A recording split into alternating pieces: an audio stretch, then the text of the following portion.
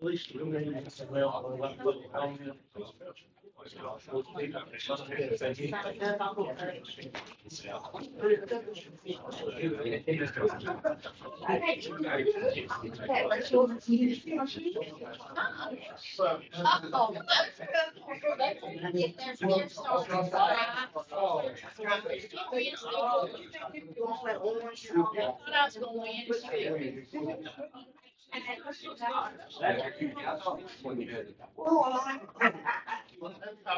Good evening, everybody. We're going to start the study session in just a few moments. If anybody has a public comment that they would like to make about anything, this is a study session, so anything that affects the city, they can come up and sign up, and we'll take public comments right before the meetings, well, right after the meeting starts, before we get into the business.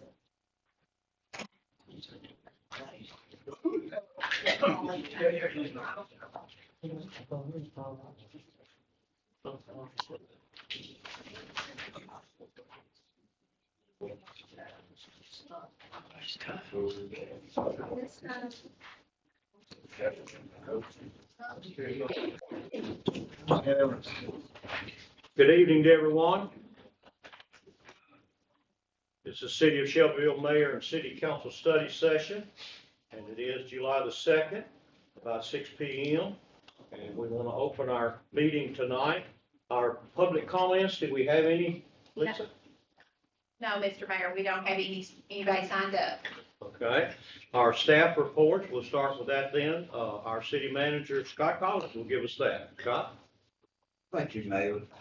Just a couple of things to touch on, and maybe they're somewhat rehashing the stuff that I'm sure several of you already know. Excuse me.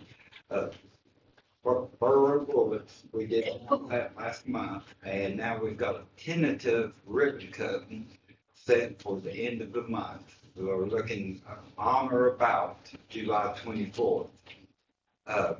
This will be covered under a discussion item, but we did receive really good news that shows how the investment with MTSU is already paying great dividends.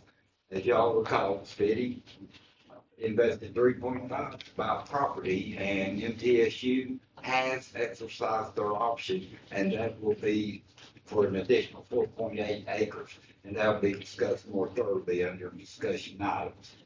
And the other thing I'd like to touch on just briefly is a delegation representing the city will be going to Knoxville, home of the not the SEC champion,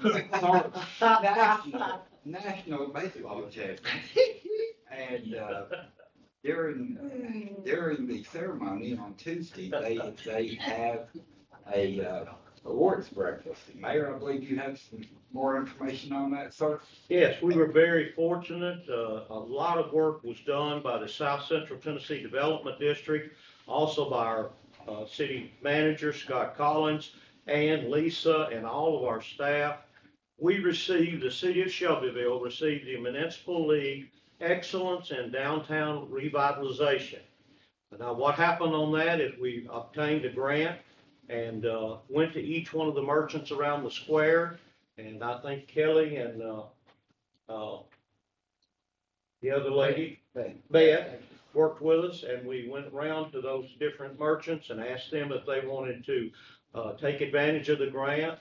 They had to match the funds to do painting and awning and things on their buildings, and most of them, about 20 or 21, took advantage of that.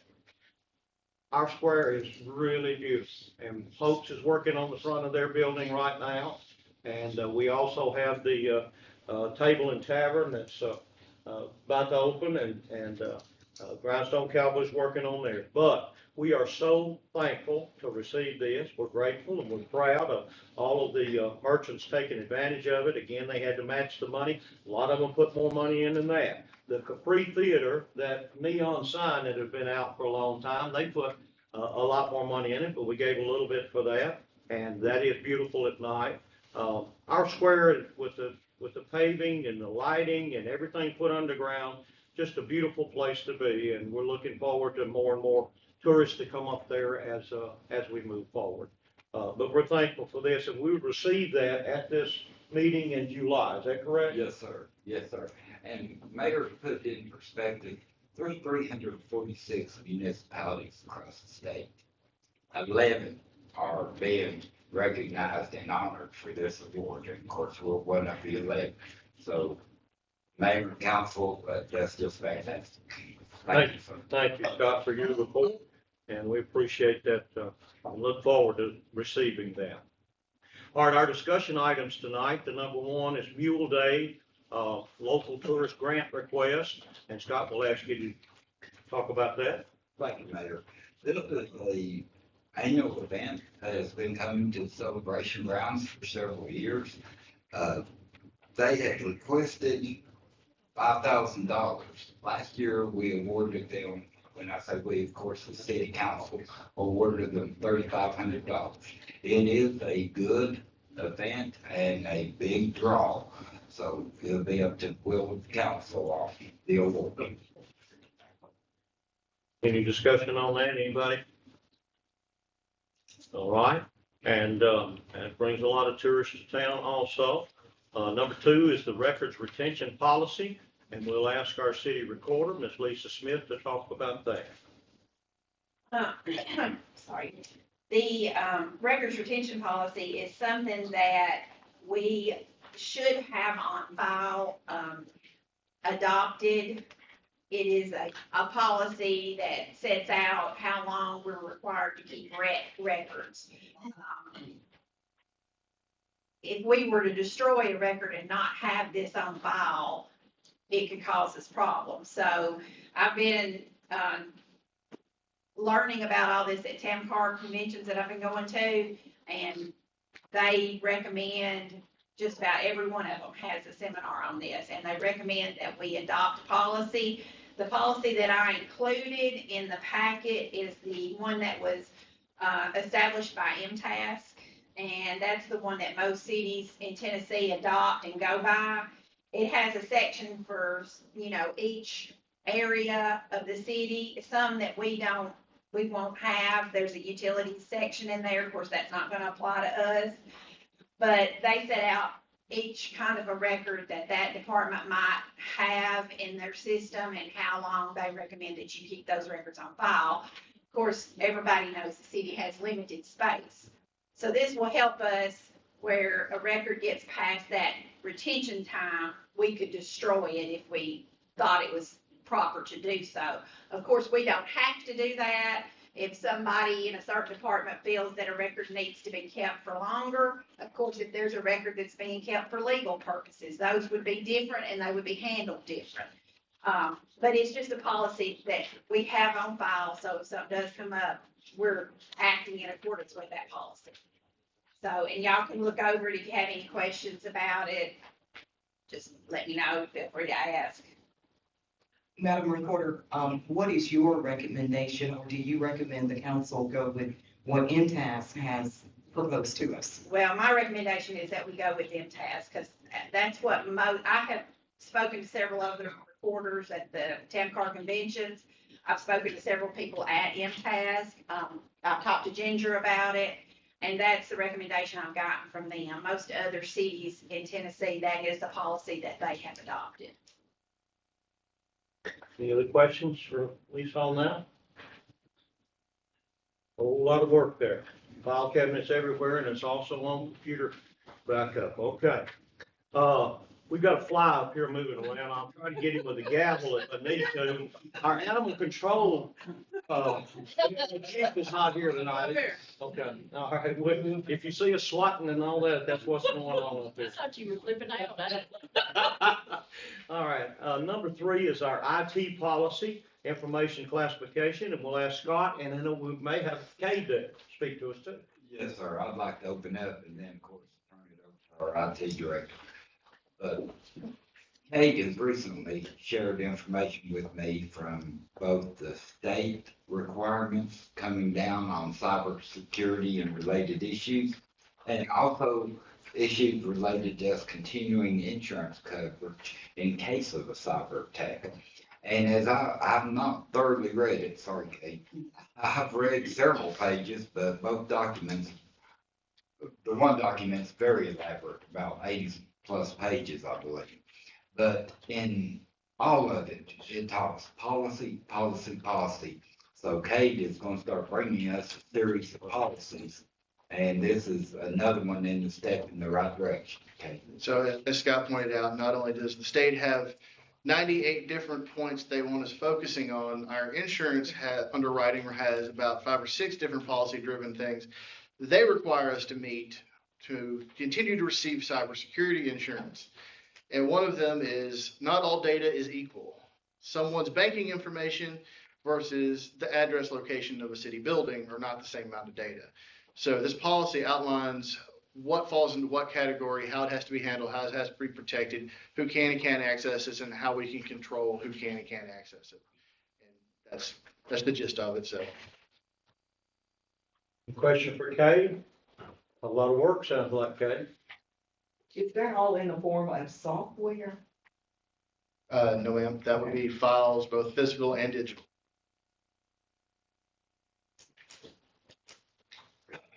Anyone? All right, thank you, Kate. Kate Steer, our IT department head. Okay, next item is purchasing policy. And I think our attorney, Ms. Ginger Schaffner, is going to talk to us about that. Yes, thank you, Mayor. I've been assigned to walk you all through this tonight. As you all recall, you all last month at your June meeting passed on second reading an update to your purchasing policies and procedures. And specifically, one of the things that you did when Lori was preparing that for you, she had a grid. If you'll recall, there were 3 different sections. One up to what your department directors could do to 5,000, then on 2 quotes from 5,000 to a certain level, and then up to a certain level. Past that, on the 3rd section, you have to go get competitive bidding. If you all recall, what you did was amend that policy. So we didn't actually adopt one of the 3 or 4 options that Lori had calculated and set out. We sort of made our own. After the meeting happened, she came up and said, I'm a little bit concerned. I'm afraid that maybe what we did actually is not, we should have calculated one of those numbers according to what the state code says. So she did her research and she was correct. And you'll see she actually has a memo in your packet tonight. TCA 12.3, 12.12C does require that on one of those categories, it can't be your top level number. You all set at $30,000. Okay. Past that, you have to do competitive bidding.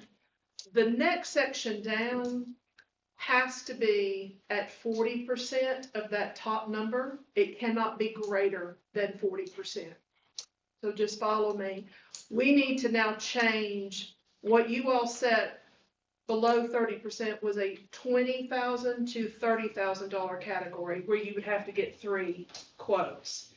We need to change that bottom number. It has to be 12,000.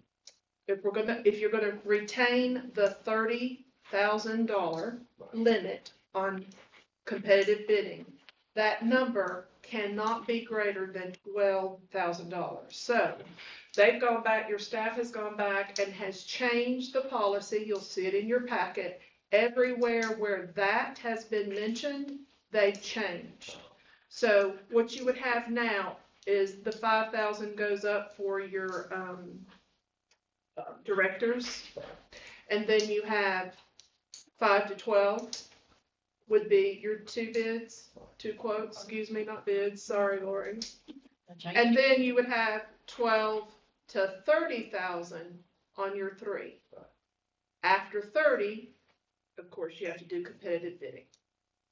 So to make certain we're in compliance with the state law, I told them, I'm sorry, I'm making you take it back to council so that we can correct that. You all can make the decision. If you're comfortable with that, or if you want to change anything, change it again. But based on your top number of $30,000 for competitive bidding, the next category below that, the bottom number has to be 40% or less. So that's $12,000. And that's what they've changed in the policy. You'll see it. It's in red if you want to flip through. It's on. Like page 8, yeah. Well, on their package, the first change would be on page 67 of your packet. Right. It's on page 8 of the policy. And then a couple of other places. It's changed a couple of places in the policy itself because it's mentioned more than once. So, do you all have any questions? I hope I've explained that well enough. That's the one requirement. Don't know why the statute's written that way, but we do need to bring it into compliance. Questions? You look like you got a question for me. No, you good? Okay. Blue, everybody good? Okay. Marilyn, got any questions? Okay. You okay? Okay. So really, the impact is we have to get 3 quotes on more things. But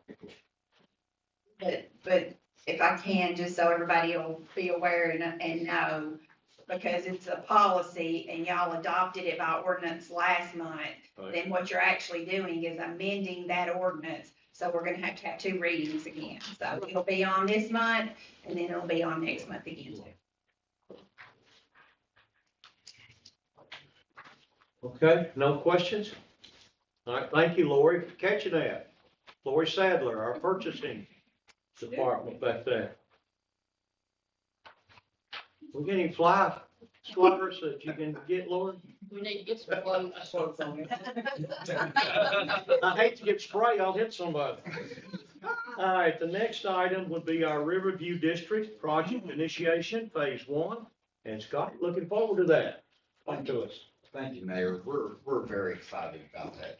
This, as y'all know, a lot of work's been going on ever since pretty much we purchased up the Kyle and Charlie buildings, the subsequent sale of the buildings, the purchase of one of the buildings by Grindstone Cowboy, which is going to be a good draw. And also, we have the Glass Hollow Table Tavern. It's very close to opening. We have the wonderful Fly Center right there, which is kind of appropriate right there. There's just so much going on. And this mayor and council and some of your predecessors have led the way in bringing the square alive again. I mean, it's exciting to come around, see all the great improvements, starting with the tap 4 or 3 and 4 improvements, the sidewalks, and then the facade improvements, even to the point where now we're getting awarded for great work in downtown revitalization. I did put a handout for each of the members, and it talks about the steps that we need to initiate with draws authorization. And that would be to acquire 2 pieces of property. And the steps are laid out there. And also, the key component of it would be to able to increase parking from currently 38 spots. If council approves and we're able to work this out, it would go from 38 parking places up to 120 to serve the entire square. I mean, we're calling this the Riverview District Project, but no, it's a city of Shelbyville project because everybody will benefit from it. Questions on that? The 2 pieces of property that Scott's talking about, y'all may know, right past the Challenger building. That's one of them that Bedco and those folks bought along that Grindstone Cowboy, Mr. Campbell. Okay? And there's also a letter in this packet, an email that's sent to everyone describing the options and process on how we can move forward with this. Yeah. And at this time, I'd like to ask our city attorney if she wants to add anything to my brief summary. No, but I guess the biggest thing is if you all want an actual action item on your agenda to purchase property, you'll see in those emails, there's one property that's going to be easy to purchase. Right. The other one has multiple owners, and we have not necessarily been able to get a asking price for them. We can acquire part of the ownership, and we have some options to take after that. But, and that was actually Mr. Bobo's recommendation, is we go ahead and at least buy that portion, based on his conversations with the, owner. So I think what Mr. Collins is asking you all to do, if y'all are ready to move forward, that should be an action item on your agenda next week. So there's a easy contract that you've got ready for one of the pieces of property. The other property we'll have to do for that. We would just enter into a contract. If y'all are willing and want to go on those issues, we can have that before you for your next agenda. Next Thursday night, Okay. if you're ready for it. Questions on that? Anyone? Know exactly where that property is?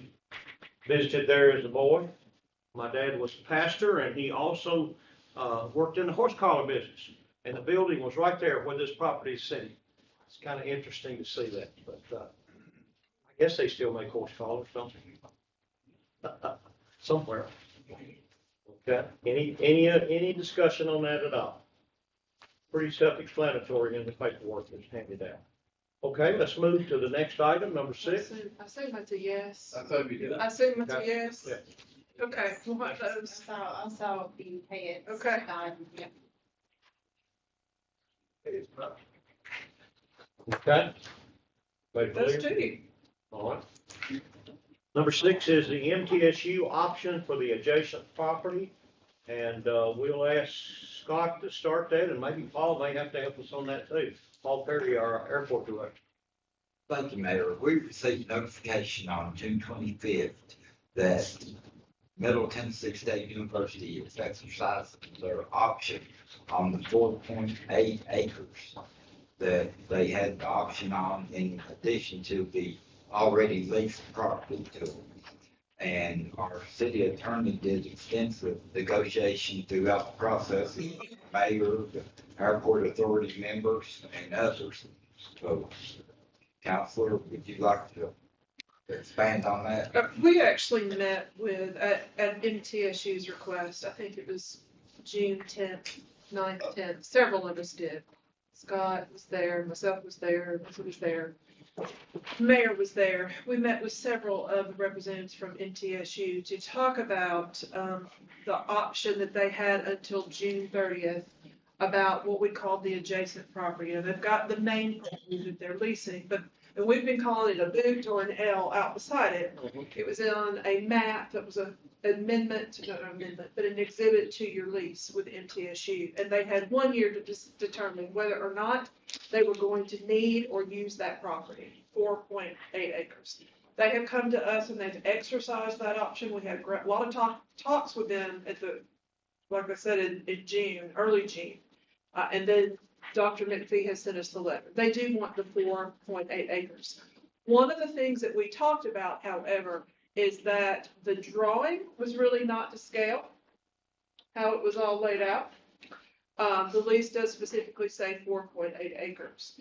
They're going to have that surveyed out. One of the things that they want to come back to you all and get an amendment is they would like to change the shape of that 4.8 tract. What they would prefer to do is to not have it as an L. If you'll recall, the bottom of the L ran along 231. So they had more 231 north road frontage. They would prefer basically just to make it a straight up and down or a lowercase L and go back toward airside, back to the airport, which would lessen the amount of road frontage they have you than as the city would have more road frontage, which for your purposes is the more valuable property. For general, let me just say, general, I'm not sure if my airport director would agree. He likes his airside property. But that is what MTSU has informed us that they would like to do. We're not asking for that at this point. This is really just letting you all know that that's what's going on. Okay. Any questions for Ginger or? So we gotta Paul, we need to take some sort of action to acknowledge their exercising their option. Yeah, well, I mean, we can, we don't have to, but yeah. It's legal. We don't have to approve it. They did it.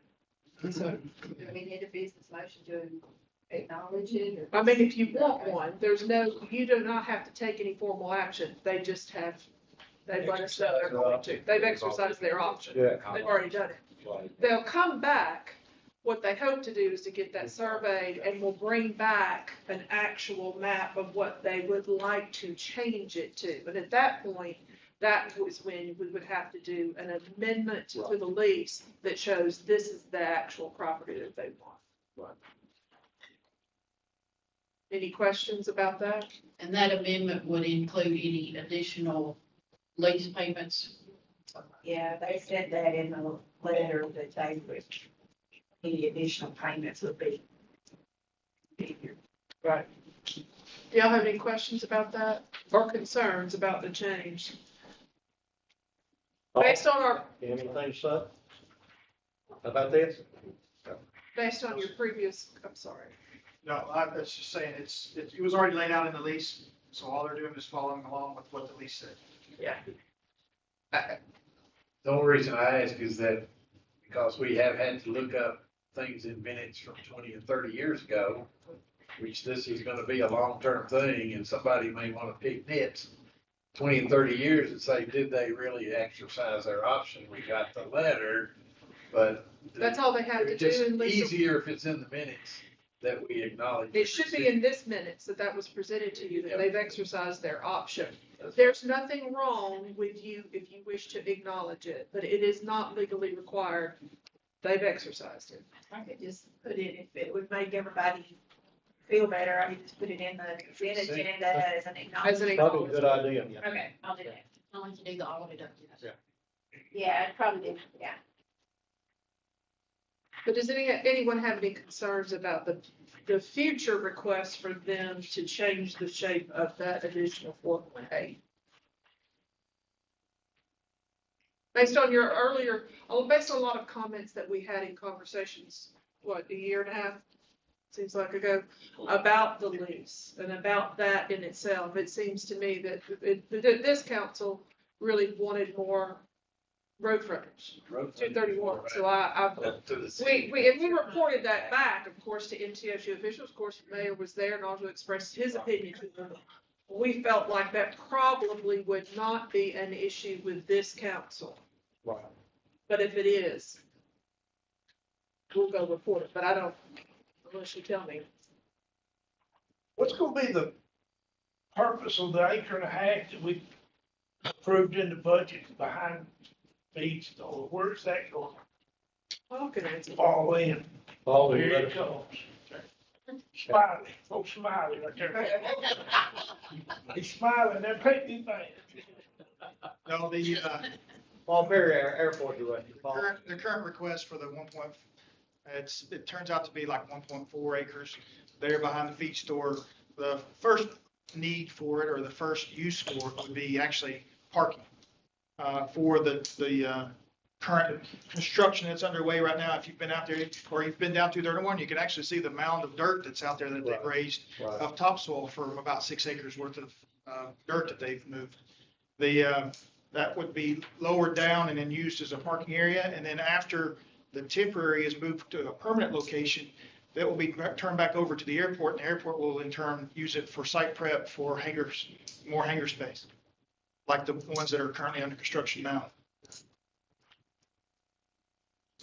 Good question, Bob. Turn Mo, anybody else? We won't have to lease that piece of property while they're using it or anything, have a temporary lease or anything? But then just use that for parking? Yes, they will, once that's laid out and we acquire that finish the acquisition for that piece of property, they will lease it. We will amend the Azure lease, which in turn will be the same price per square foot that Azure is currently paying for their lease. So yes, it will be leased out. Thought that's the way it works. Any other questions? Okay. All right, Paul, you might stay right where you are. We're gonna go to something else here. The next item is airport land leases, DeWeese and Quigley. Yes. All right. So actually, to the east of the piece of property you were just discussing are 2 hangars that have been constructed. What the authority in conjunction with the city council, has currently approved is what we call a construction lease, which is a short-term lease that allows for individuals to lease land from the airport to build two 60 by 60 hangars and the ramp that we're in out front of those hangars and a taxiway to connect to our existing taxiway. And what they're asking for now is to convert this and or to cancel that existing construction lease and have a current long-term lease with the city for 30 years total. It's 20 years, and then there's a 5-year guarantee, and then it goes into 5 single-year guarantees for a total of 30 years. The starting rate is 35 cents a square foot, and then there is an escalation clause that's added for increase each year from that. So it starts off at $2,520 a year, and then it will have a small escalation each year for the first 20 years. Then after that, we can make adjustments as we need to for the next 5 years. And then, as we said, it'll go 1 year after that. So that piece there, the building last little bit of concrete was poured today, as a matter of fact. So they're ready to make that conversion over from a short-term construction lease to the long-term lease.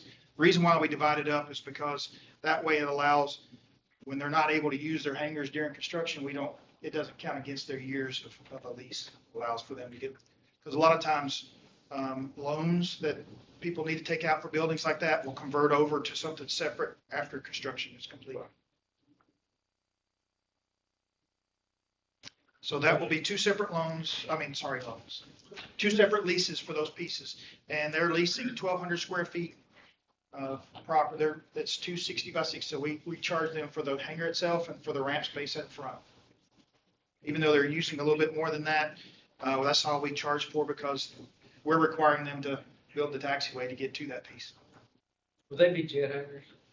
There are going to be 2 airplanes in each one. One will have a Cheyenne, which is jet fuel, but it's a turboprop. And then he has a 172 that he'll have in there with it. And the other one is 2 small single engine aircraft. But they are built large enough so that if at some point in time they did want to lease it out, or whenever the city took it over, they are large enough to handle, small jets, not the larger jets, but the door is tall enough to handle a smaller light jet. Very good.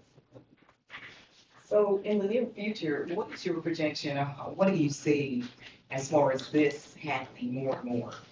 I've been approached over the last 8 days. I've been approached about 3 different people about building more hangars in the same type of size. So I'm constantly working with our engineer right now, trying to find places that we can squeeze in some more.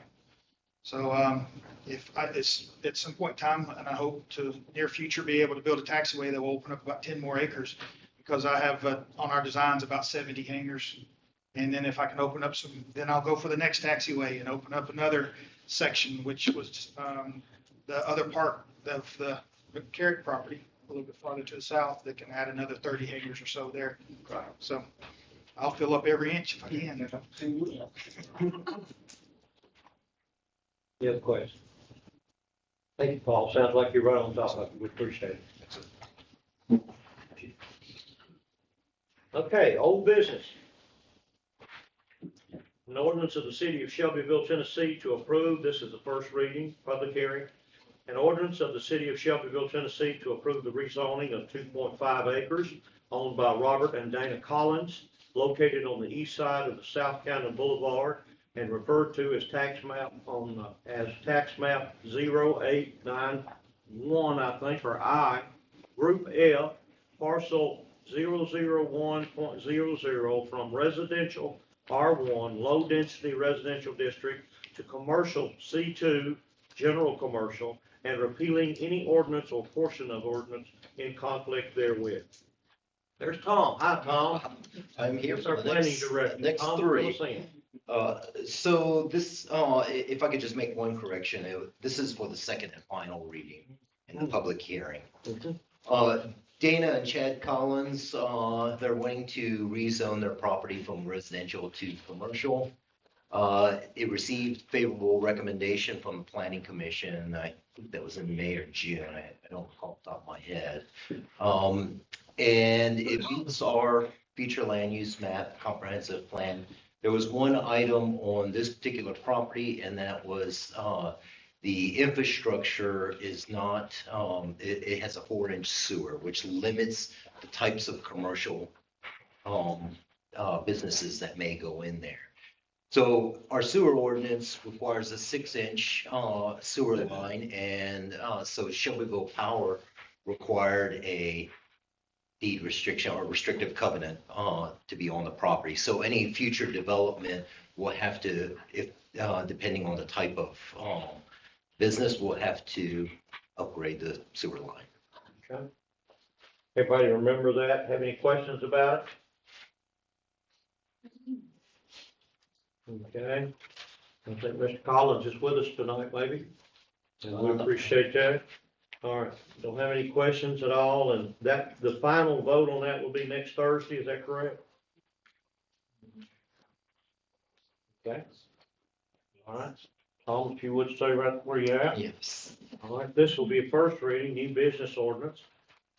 A is an ordinance of the Shelbyville City Council to approve the preserve at Lexington Cove, and that's a PUD, plan unit development, regulating pattern book as recommended by the Shelbyville Municipal Planning Commission, and repeal any ordinance or part of an ordinance in conflict herewith. Okay. So this, this application received a, favorable recommendation, from Planning Commission on June 27th. 79.17 acres, and I'll use my blinding green light here. You can see Union Street is here. This is Vine Street, and then it connects up to Morton Street. The request is for a total of 274 residential units. It's a mix between 180 lots, 44 townhomes, and 50 cottages. It's a location area. It's consistent with our, and meets our future land use map, allowing a residential PUD. This is the overall design. You can see, so the single family lots, townhomes, actually, let's see, where, townhomes, sorry. This is the cottage units here. During the neighborhood meeting that was held, one of the, I don't want to say it was a concern, but I'll put it that way, is along Green Hill subdivision side. And their concern was mostly that the types of housing units on that side would not reduce the value of their properties. So what the applicant did was modify some of these lots on this side and also added the cottage unit residential village. Let's see. This is a phasing plan, as you can see, phase 1, 2, 3, well, 6 phases altogether. Green Hill side will be in phase 6. We spent a lot of time on, in the Planning Commission, on the streets, and especially about mitigating for excessive parking.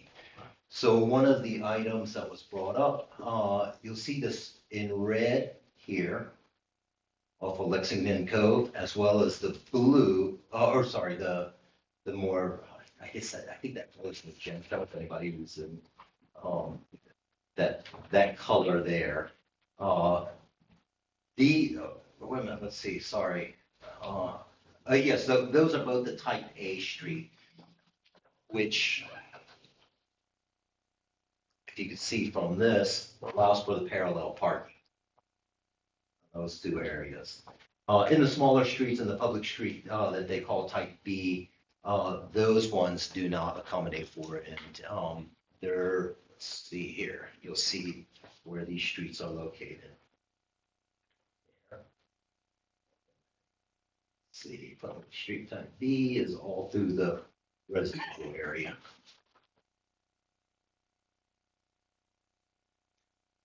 The other item that was heavily focused on was a traffic study. And if you'll notice, this drawing, which is from the PUD book, the pattern book, shows all the intersections that were studied. And the key points is that because, let me actually go back to this one. One of the things that makes this, I would say, a little bit more of an exceptional PUD is the amount of connections that are to other streets. You have 5 connections connecting to Cottonwood, Bluegrass, Lexington Cove, Vine Street, and Trinity Road, which helps in reducing traffic impact.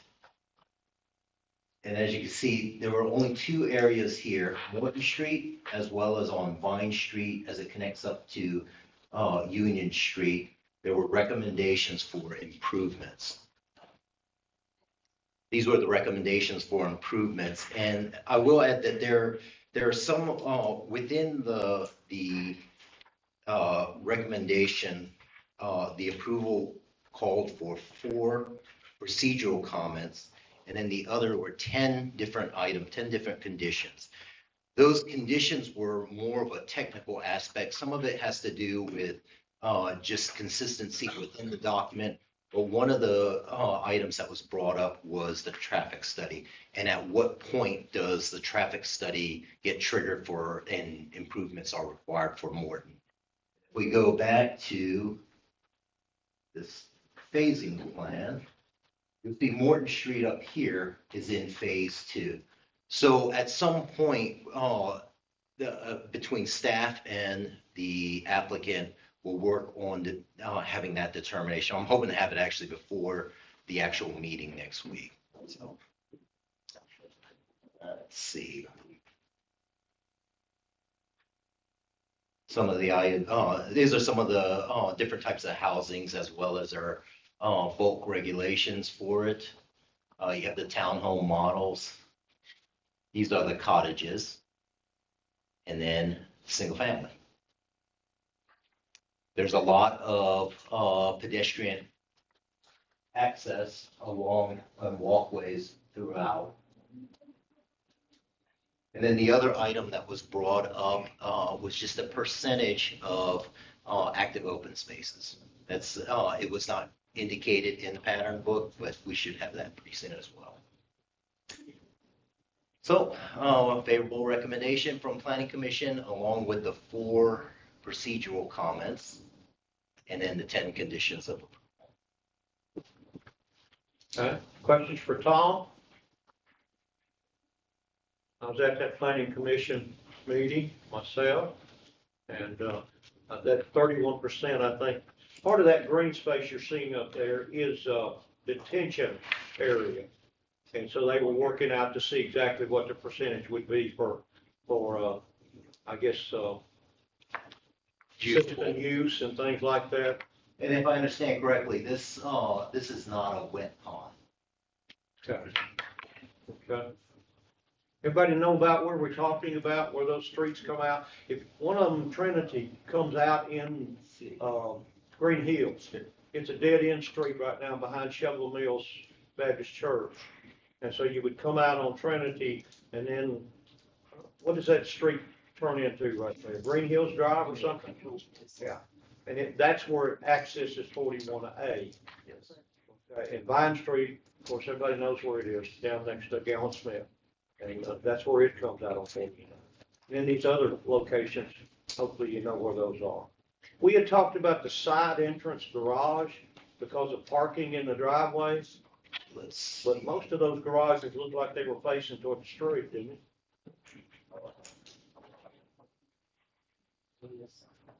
Yeah, if the lot size permits, there will be side loaded. Yeah. I think cottages or alley. Oh, there's. I think the cottages were gonna be alleyway. They are alley. Yeah. Yes, that's correct. There'd be cottages and. Townhomes as well as single family.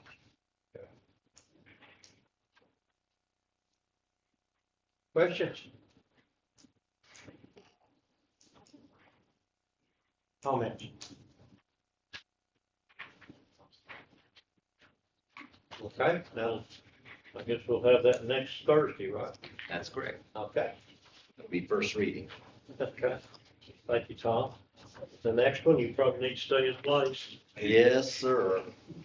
All right, the next one, B, is an ordinance of the city of Shelbyville, Tennessee, to approve the rezoning of approximately 0.87 acres owned by Cooper Steel Fabricators Incorporated, located on the south side of Eagle Boulevard, east of North Hillcrest Drive, and shown on Exhibit A, final plat, below from Commercial C2, General Business District, to Industrial I2, General Industrial District, and repealing any ordinance or portion of ordinance in conflict therewith.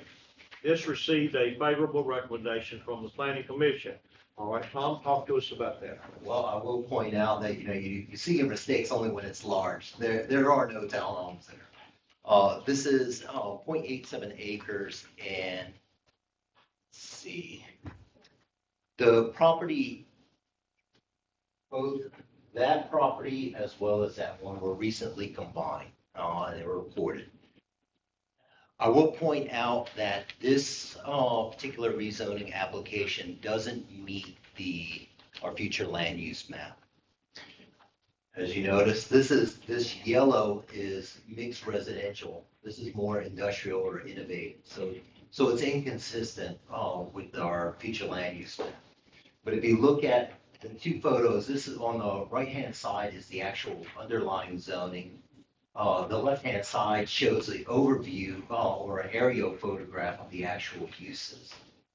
In most of the area, this green parcel here has just completed its rezoning. This is all I2. And for probably, I want to say at least 50 years, 40, 50 years, a lot of the uses haven't changed in the area. Cooper Steel, well, I'll touch on this one. In our major thoroughfare plan, it shows that the I2 is supported. These are both major arteries. There's minor arterial and there's the urban collector. So the actual use would be supported by the roads around it. In part of the issue with these particular parcels is that the I2 requires 2.5 acres minimum. This one is 0.87 acres. So they have that, as well as it doesn't meet our mixed residential. However, I will say that Cooper Steel, you can see the highlight for the I2 is 2.5 acres. Cooper Steel has already submitted a lot combination application for this L-shaped parcel that we just saw, as well as this L-shape here for a, oh gosh, I always forget the name of the type of facility. It's some kind of fabrication facility.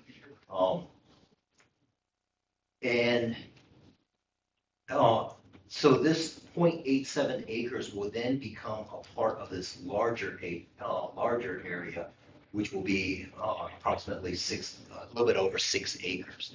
So it'll meet the standards eventually. And part of the commitment that was shown by Cooper Steel, which is why it received a favorable recommendation, is that they've already submitted their site plan application for the building here, as well as the lot combination. So everything's hinging on the rezoning this and combination into that. So we should take action, even though that's not done, not meeting the future land use. On their words saying that will happen, combining all of that to make it happen?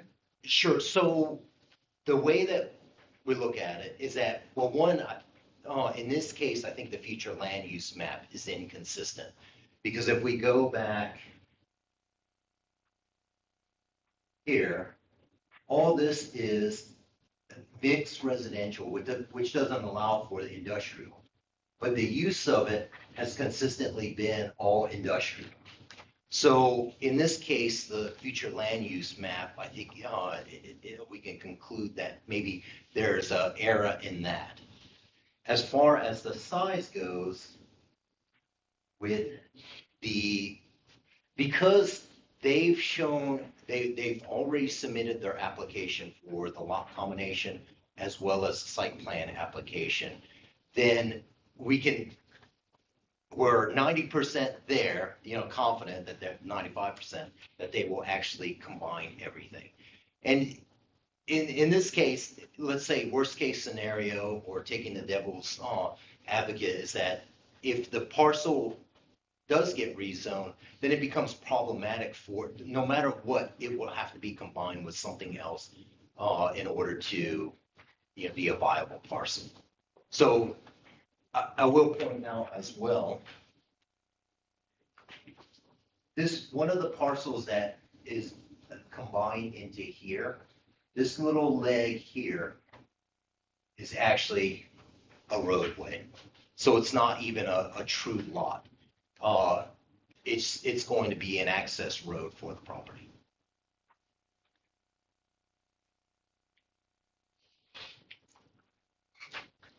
Question, comment? That clear as mud to everybody? Well, I'll show you one that's actually very similar in the next application. Oh, except for, I guess I have to wait for you. Okay, we appreciate that. There's no questions or discussions on it. Thank you. All right, C is an ordinance of the city of Shelbyville, Tennessee to approve the rezoning of approximately 5.17 acres owned by DCC Strategic Realty Partners, LLC, located on the east side of Barksdale Lane, south of Blue Ribbon Parkway, and shown on Exhibit A, final plat, below from residential R3, medium density residential, to residential R4, high density residential district, and repealing any ordinance or portion of ordinance in conflict therewith. This received an unfavorable recommendation from the Planning Commission. Tom?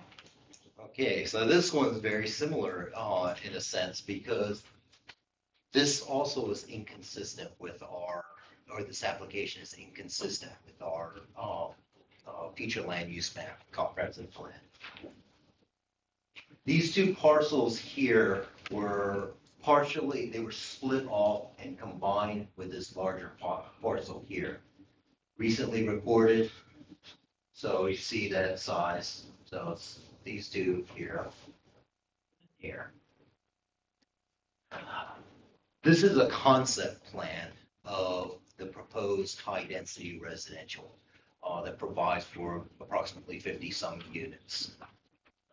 And I'll point out the distinction between this one and the previous one. If we look on the future land use map, this is the mixed density residential area, and the most appropriate zoning is actually either R3 PUD or the lower density R1.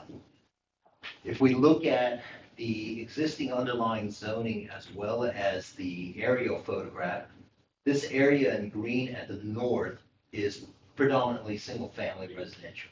Mm-hmm. This parcel here, that is a high-density residential that is non-conforming to this underlying zone. That's that green right there. This is a conforming mobile home park. This is some type of PUD, which I have not been able to find documentation for, so I don't know what the actual zoning is. Right now, it's being used as some type of parking area, like for trailer, like horse trailer parking. At least that's what it looks like from the aerial. This little sliver here is that green R3. So this PUD is no longer existing. That's actually not, that's incorrect on the map. These are all R3. The maximum use is a duplex for R3. Which is actually, I don't know if it's hard to see on this one. 1701 and 1700 are both duplexes. the major thoroughfare plan, you can see it's actually a local road, which is in the white, and connects up with Blue Ribbon Parkway, which is a arterial. Some of the obstacles that I call them obstacles to rezoning, is that it doesn't meet the future land use map for the mixed residential. That intersection, which is Whitmore, Barksdale, is substandard, and then Barksdale Lane to the south is in really poor condition.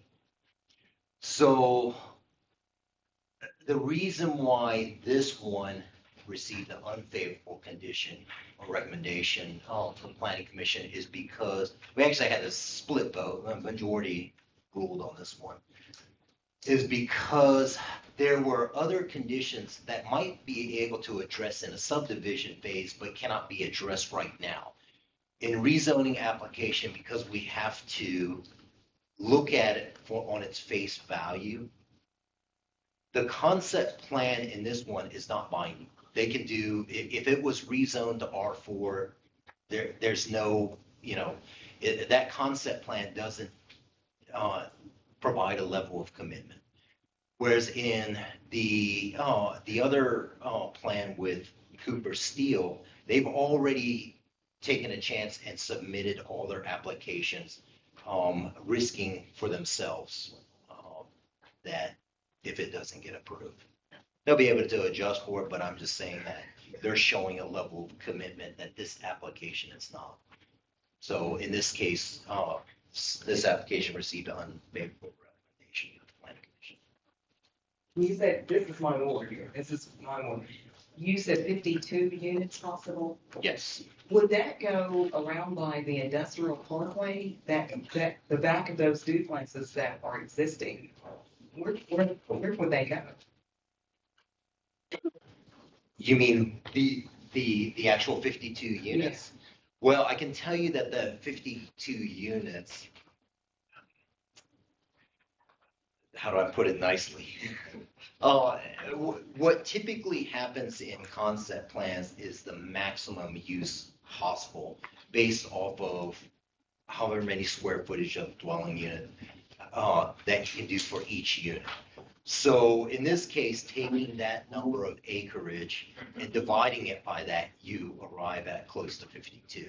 That doesn't mean that 52 can actually fit in there, because there's other, we have the design standards, we have the requirements for open space, things like that. And if you look at this,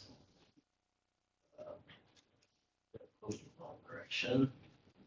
So if you look at this plan, it basically packs in the units everywhere, and you don't see a lot of, you don't see any green spaces other than the detention area along here. So, and this is we have to keep in mind that this is just concept level, but it's not a binding one, and it would not be able to, you wouldn't be able to actually do this project like this. So. It's already a mess. It's a curve around there, going to Barksdale Lane, you've got all kinds of stuff going on. Yes, and usually at the subdivision level, there is opportunity for improving roadways, just as I pointed out with this intersection here and the road here. But the way that the planning commission, how they voted is that because, or I'm just imagining, that we're looking at it at face value. Should it be rezoned R4? And then those 52 units came in. And that's why it became a matter of, because of that intersection, as well as the road to the south of Barksdale, and the number of units and the potential traffic impact in that area, it was voted, recommended for a favorable.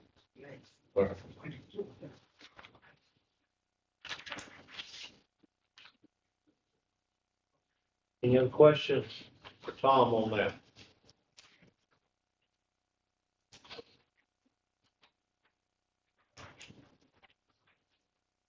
Okay. Tom, thank you. Thank you very much. All right. Resolutions, we don't have any. Business items, we don't have any. Purchasing and bid items. A, local government annual hardware and software fee. And, Ms. Lori Sadler is here to tell us about that. Thank you, Mayor. These are two annual renewals of software because we're operating underneath the old purchasing policy still. The staff summary says, of course, these subscriptions exceed 15,000. Local Government Data Processing Corporation falls under TCA 656-302, Section 6, allowing exclusion from normal purchasing practices because they're a nonprofit corporation. They are named in the TCA, actually, purchases from nonprofit corporations such as, but not limited to, the Local Government Data Processing Corporation, whose purpose or one of whose purposes is to provide goods or services specifically to municipalities. So this is one of the several exceptions to our purchasing guidelines. I've been here almost 30 years and we've had local government longer than me. So. But their annual price does continue to go up, but this year's is $39,754. The second one is SHI International. This is for our Microsoft 365 government for all city departments. Annual renewal is $37,954.35. This falls under the exclusion from normal purchasing practices because this falls within a Tennessee statewide contract. So, and this is a renewal that we don't want to run out because the city would basically, our computers would, so both of these renew in July. Any questions for Lori on that? Okay, if not, we'll move to B, emergency purchase, the boiler at the rec center, and that's for the indoor swimming pool, is that right? Yes, sir, and the indoor heat. Okay. Of course, we don't need right now, Okay. but we discussed this at the study session in June, and this is a follow-up to that. We have the boiler replacement. It's in. It was certified today by the state. It's tagged. They're very happy. It's been running for 5 days, I believe, Trevor, and no problems. So I just wanted to give you an update that it is in. We took the low bid of $71,244 from Smith's Refrigeration of Shelbyville. And he partnered with Boiler Supply of Nashville because you have to have the manufacturer type people there for the install. It was mentioned at last month's meeting about the maintenance situation with that boiler. The Parks and Rec staff have been researching their maintenance contract, and they found that there was documentation that the boiler was to be flushed annually by the vendor that held the maintenance contract. So we are in the process now of trying to secure the maintenance records and to verify if all maintenance was performed per the contract. And as I've discussed it with Ginger, we've got a list of things to come up with and approach the vendor when we have all of our information. Very So good. we are working on it. So what if you find something? What'd you say? We'll ask What if we find something? I guess we'll go back on that person, the company that's supposed to be doing the flushing of that, and if they haven't flushed it, then they'll have to replace something. Yeah, that's a $71,000. That Right. that should never happen. Never. So we are working on it, and hopefully we'll be coming back. I'm glad you found the paperwork and things on that, because Well, that's that's the your purpose of experience. having all of that, so Yes, that sir. we can look back and say, very good. I hope that we find something that will be to the benefit of the city on that one. And on a side note, this isn't on the agenda, but also last month at that study session, we talked about a HVAC unit at the Senior Citizen Yes, Center. yeah.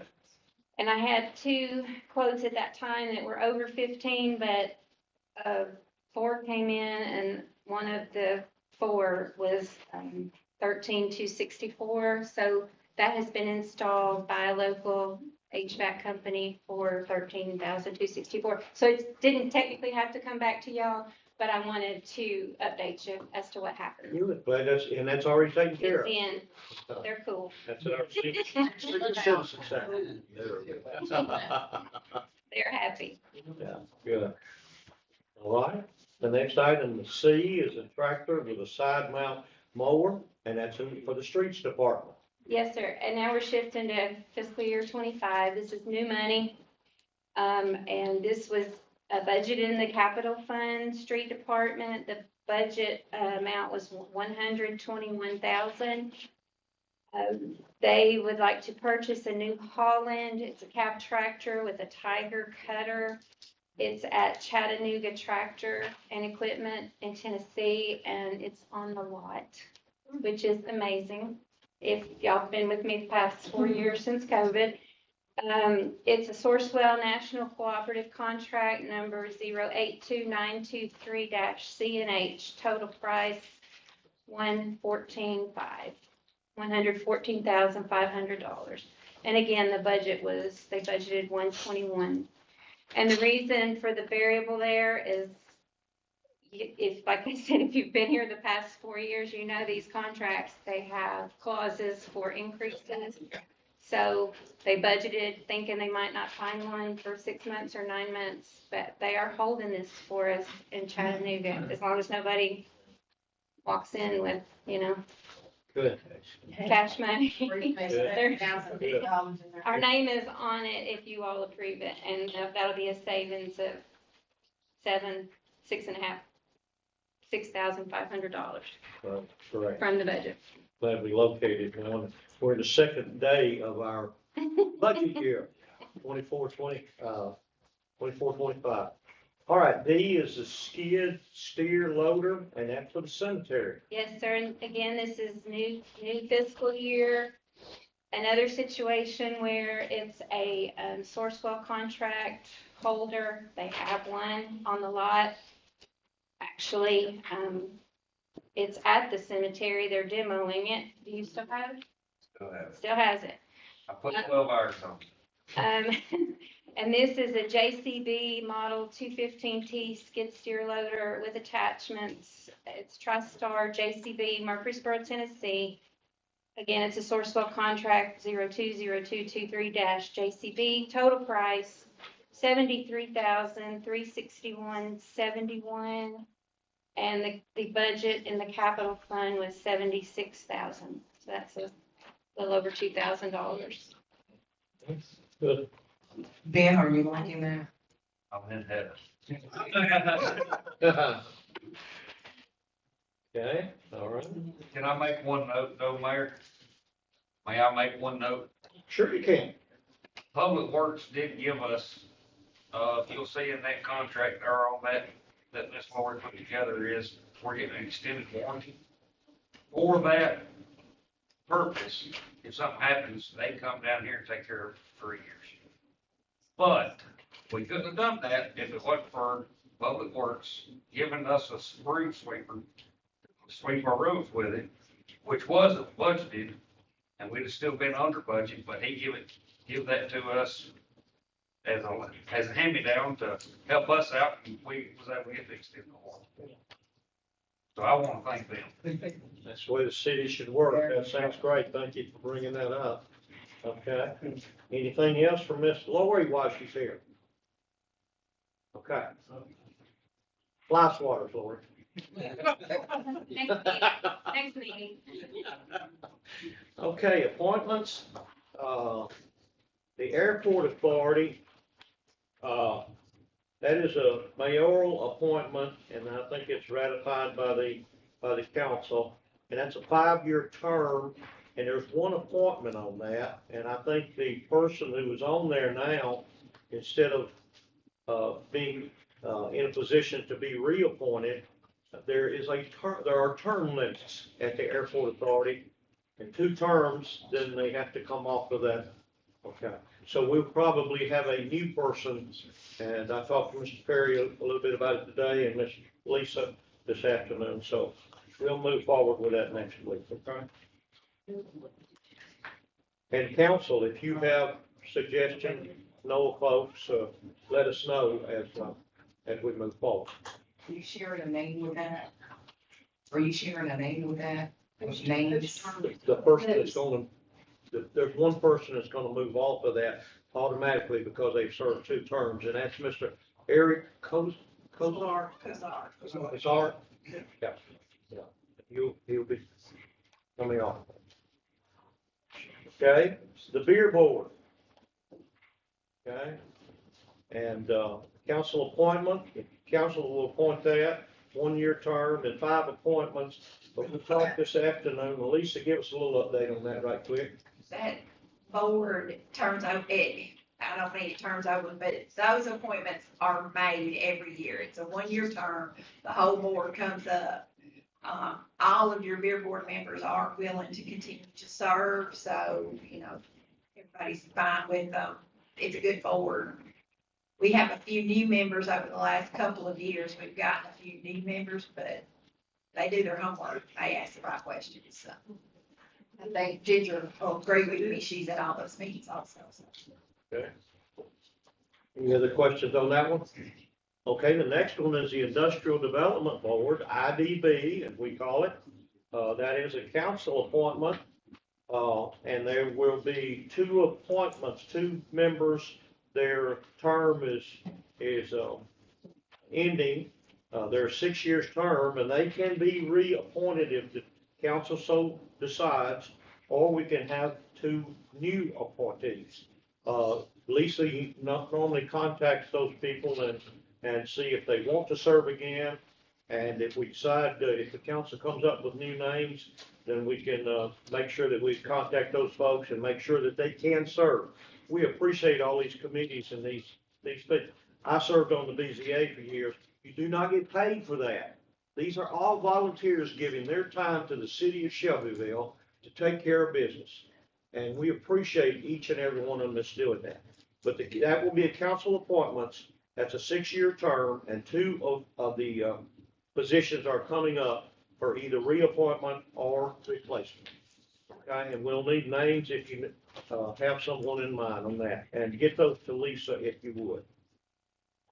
Or you can call me if I'm available.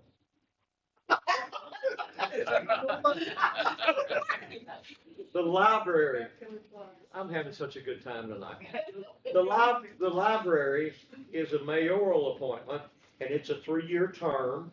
And do we have 3? We're not sure that there's anybody for us to appoint on the library. There was some confusion last year because there's some library citizens, some city representatives and some county representatives, and they kind of moved around because somebody moved out of the city and took the county seat.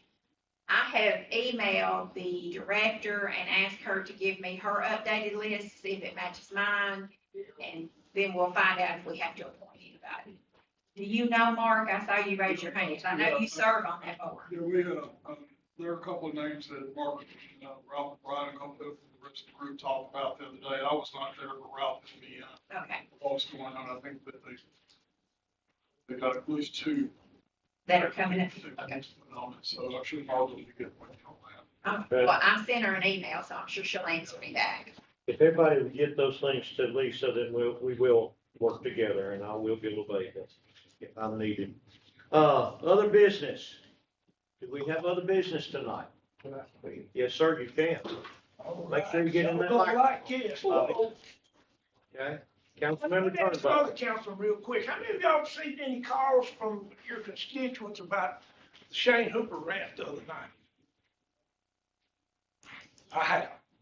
And I'll be honest with you, I'm tired of it. We didn't fund them last year, so Mr. Hooper and the partnership decided the city of Shelbyville is the absolute worst place in this world. I've lived here for 67 years. I'm gonna die here. It's not a bad place. My message to Shane Hooper and the partnership, if you don't like the city of Shelbyville, go back to Mississippi.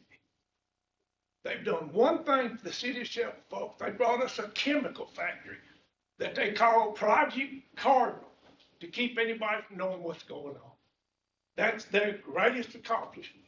And now we're getting wore out on social media. We didn't do it. They kept it hid out. William sat on the committee. Nobody, oh, we getting y'all a new battery plant. Presto change, it's a chemical factory. And Shane Hooper run all over town in the partnership, David Coffey. Hey, David Coffey sits on one of our appointed boards, folks. He sits on the Power and Sewer Board. If he's not happy with the city shovel, turn in your resignation. But I'm tired of listening to that stuff.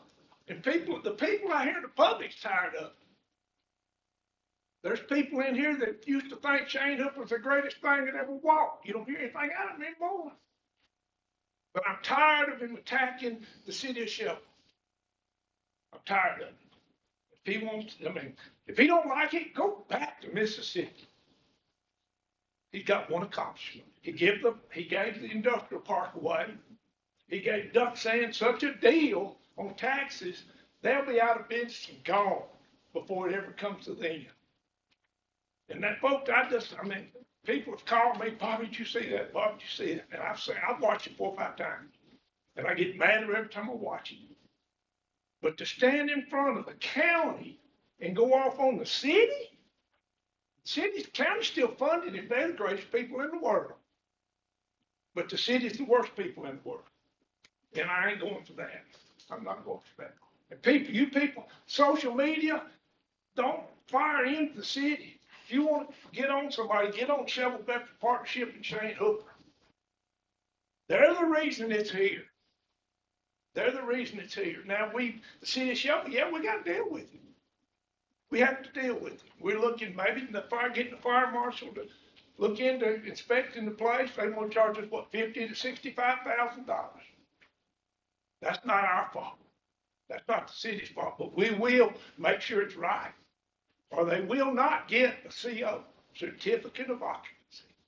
So that's where we're at right now. But Shane Hooper just needs to let the city of Shovel alone. If he don't like it, go to Mississippi. Get out of here. I'm tired of you bad-mouthing us. And the people in Shovel are too. They are too, and they understand. We didn't bring that chemical factory here. He did. And he tried to hide it. He did hide it for a long time. I'll give him credit. Project Cardinal, battery plant, knowing all the time it was a chemical factory. All the time. So, I've addressed it. I feel better. I feel better. The people, my constituents, anybody's constituents, the people on this council, Shovel ain't a bad place. It ain't perfect, but it dang sure ain't a bad place. And nothing that partnership's gonna snap their fingers and make it, prove it overnight. But we're working on it. These people sitting right here in this room right now, we're working on it. And we're doing good things, Scott. Businesses, bullet factories. We're not sitting around twiddling our thumbs. And like I say, I'm tired of it. I'm tired. I've just been in here like almost 2 years now. And we've done some good things in 2 years. But this chemical factory is the absolute worst thing's happened right here forever. But we got to deal with it. It's here for the time being. So that's my story, and I'm sticking to it. That's my story. Thank you. If I offended you, I apologize. Go ahead, Scott. Just want to add one thing to this. First of all, this situation's uncomfortable for us all. As you're all city manager serving as mayor of the city council, and also working on behalf of our citizens across the city, I found it very odd that the response to the mayor's letter was discussed at a county meeting instead of having the courtesy, common, everyday courtesy to respond back and say, hey, we're not going to fund you. And then when they kept saying, do the math. Well, I'm not a mathematician, but I do know this city invested $3.5 million plus to bring MTSU here. We're just gonna pay tremendous dividends in the future. I do know this city, this mayor and council invested money to bring Chick-fil-A here much quicker than they would. So there's a little bit of math, and I'm sure we could come up with a whole lot more. But this nonsense of attacking this city and this city council and our mayor and our staff members needs to stop. I mean, we're all in this together. And as long as they continue to insult this city, it's going to be hard to mend fences. You know, Jesus said turn the other cheek. This city's been turning the other cheek a whole lot. And I think the showcase rhetoric needs to come to an end.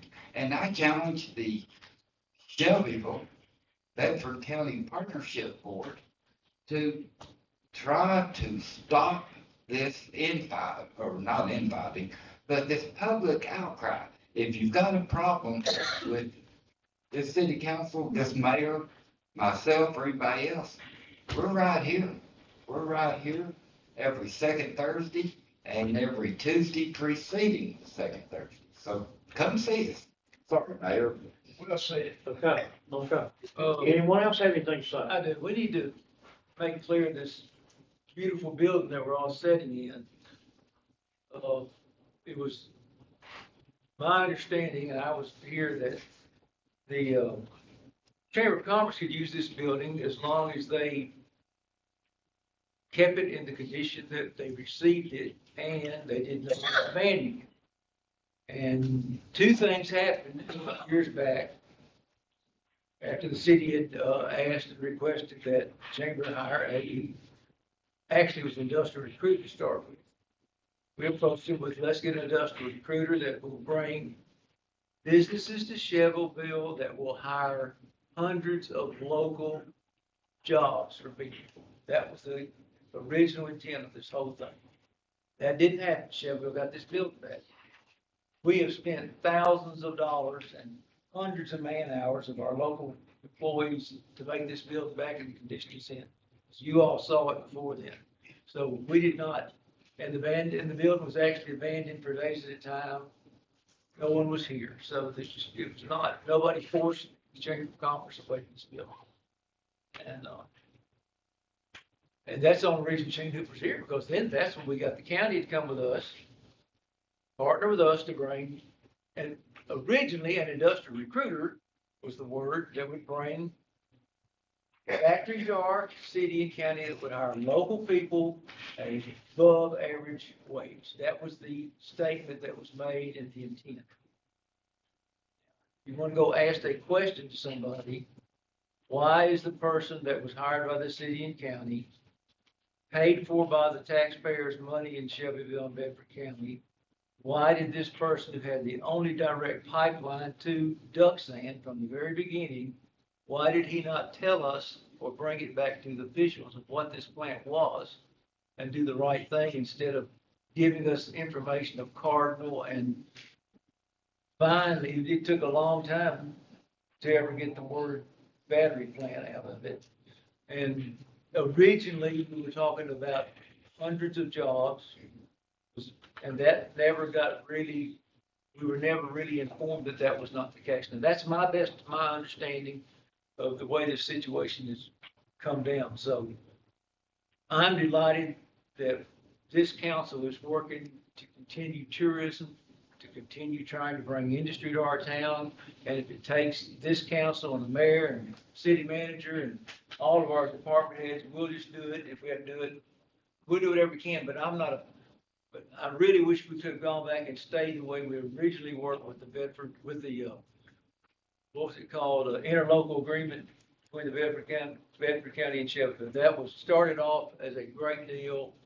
It was going to go, it would have been great until someone in their infinite wisdom said, oh no, we need to move away from the control of Bedford County and Shelbyville. And then that's when your 231s, partnerships and all that guy.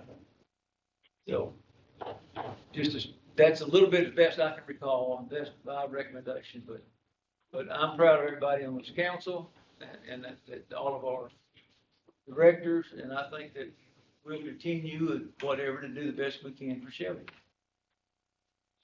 Thank you. Anyone else have anything to say? Let me say a few words here. All right. As I recall the ranting on that particular broadcast I was watching to the county, I do recall that we're cutting off the legs of our small businesses, really quick. As you mentioned, our square, as beautiful as it is, I often do the same. It's clean, it's fun, it's all together. We just helped them through a grant. Now we're working on another grant for not only the square, but the entire community. Right. Small businesses, so that is a focus. That's not cutting off legs, that's assisting. And I'm very proud of that this is awesome. It's got to be where the community really has to understand that the governmental bodies did not know true facts at the very beginning and walked through this with conversation and meetings together, not certain individuals meeting, but the people that were to make the decisions, even the people who were going to fund the taxpayers needed to be more informed. All of this needed to come together, and it's still, I think, a little fuzzy in the minds of the community that this did not happen. We just did not know. And we're sitting with almost a time bomb, almost, you could call it. But we've got to make the best of the situation. I mean, it's here. I think we're walking, thank goodness, Madam Attorney and Brian Stevens and some of the individuals that have met and have done things to make sure that safety issue is foremost. Thank goodness, we've got smart people, the administrators and such. Again, thank you for doing what you do. And it tears us, and I guess it's intentional to tear us apart, to make our jobs even harder. But I think that we're being very sophisticated with this, and we're gonna take the high road. I know the mayor is really for that. That's your motto. You're a stickler for that. And we can continue to do that and make the best of this situation all together. And as far as that chamber, yeah, I echo the fact that the building was not being occupied. It was in poor shape. That wasn't the deal. We did this. I miss those days with the chamber, though. I think the chamber is the heart of the community. Every community needs a good chamber, a good following, where businesses, individuals, industrial, everybody comes together. And it's a shame.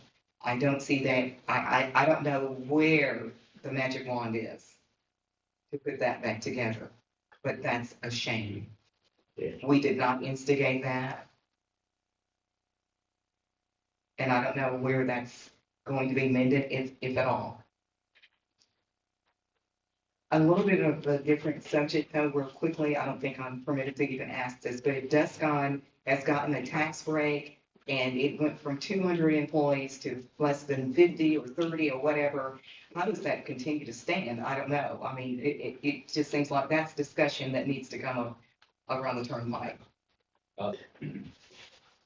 I did have a conversation several weeks ago in regard to that, because on the One Road project, it guaranteed 161 jobs over a certain period of time.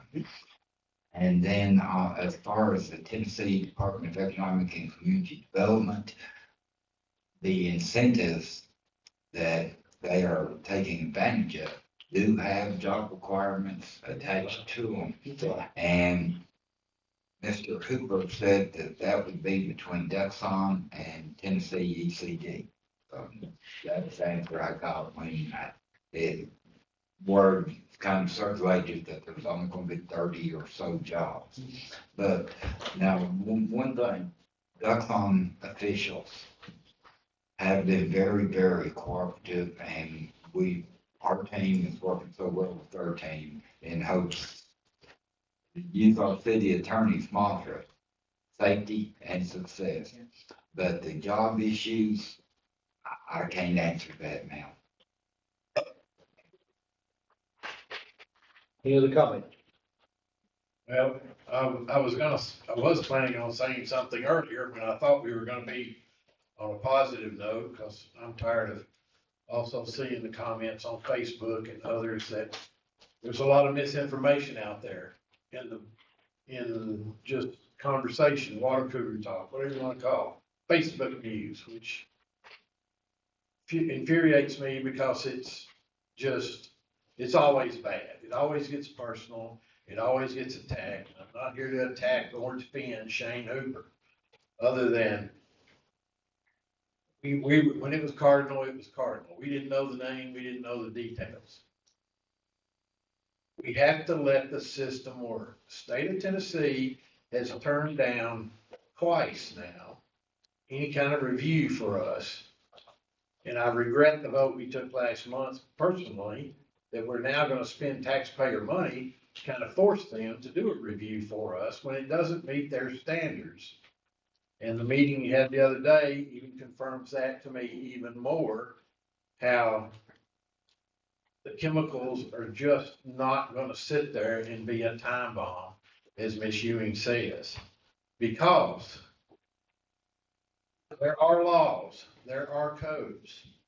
Our own building codes have life safety codes.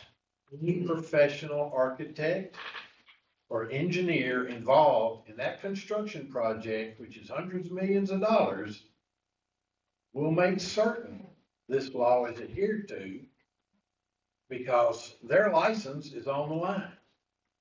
And they're not going to stamp drawings, and they're not going to certify anything unless it meets those life safety codes.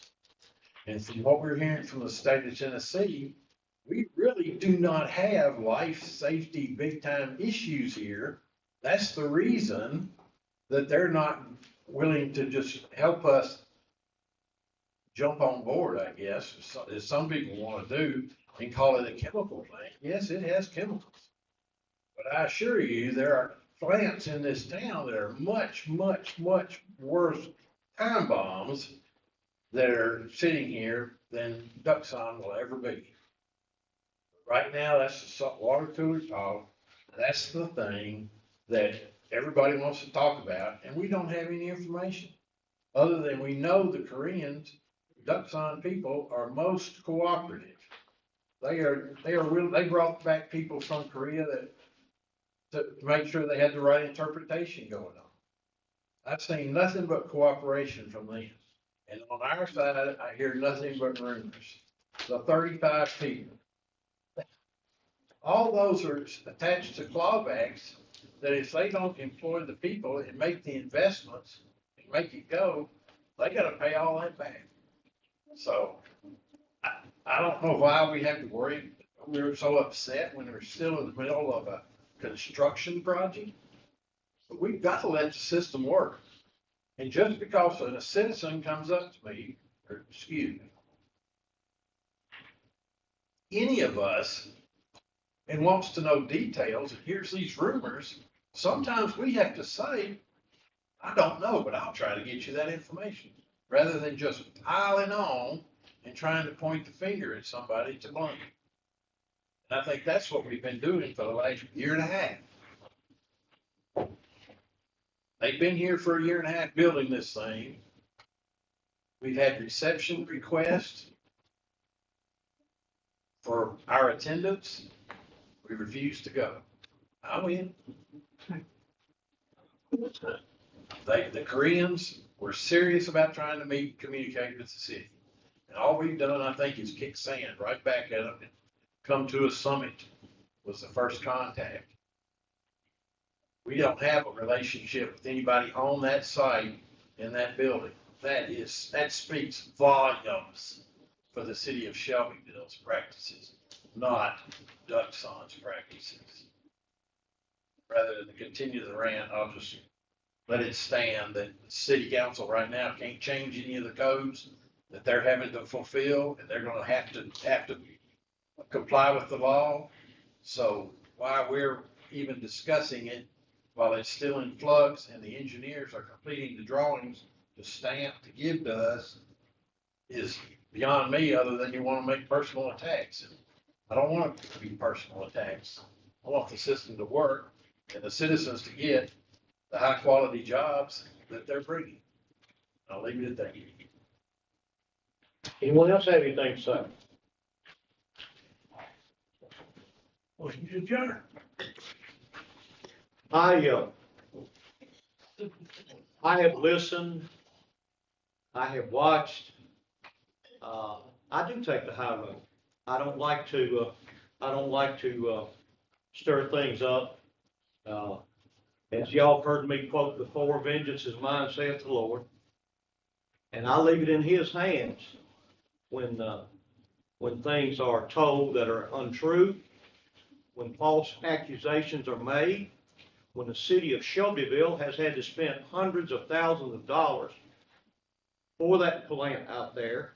A road was moved, and the first thing when I became mayor was we got a bill for so many $100,000, and then I had to go confront the people who made that decision. Some of them were on that board at that time, some of them were not when they made that decision. Did that affect other businesses locating in that park? According to my predecessor, yes, it did. Because it was a cul-de-sac where people would have access to every piece of that piece of property. Were mistakes made? Absolutely. If you make a mistake, what do? You say, I made a mistake. But nobody will stand up and say that. Be man enough to say, I made a mistake. I did that. The city of Shelbyville is still spending money. The county is not spending money for these inspections. The city of Shelbyville is. The city of Shelbyville will have to take care of the streets because that's going to be on city property. So the city of Shelbyville is doing its job. What a wonderful place we live in. And Bobby, I'm like you. I don't like anybody to badmouth this city. I've been here 73 years, except for 4 years in naval aviation during the Vietnam War. But I came back here because it's home. Now, we're going to do the right thing. The city of Shelbyville is going to do the right thing. We've got great employees, great department heads, and we're going to move forward and do the right thing. And we are working with this company to try to get it approved and passed. But all of that money is coming out of the city's pockets. It's not coming out of anybody else's pocket, the partnership or anyone else. So I just want to leave it tonight. I'd like to leave it on a positive note. It's July the 4th, Independence Day. So let's have a wonderful time and celebrate in Shelbyville, Tennessee. I'll leave it at that. I am going to make some announcements. City Hall will be closed on Thursday, July the 4th, in observation of Independence Day. We'll have a fireworks display at our rec center. So everybody go there about 9 o'clock, I think, on Independence Day. Thursday's trash will be picked up on Wednesday, July the 3rd, with Wednesday's regular route. Take it out tonight. That's right. That's exactly right. Get it out there so they can pick it up. Take it out tonight. Okay. Do I have a motion to adjourn? Second? Second. We're adjourned. All in favor? We're adjourned.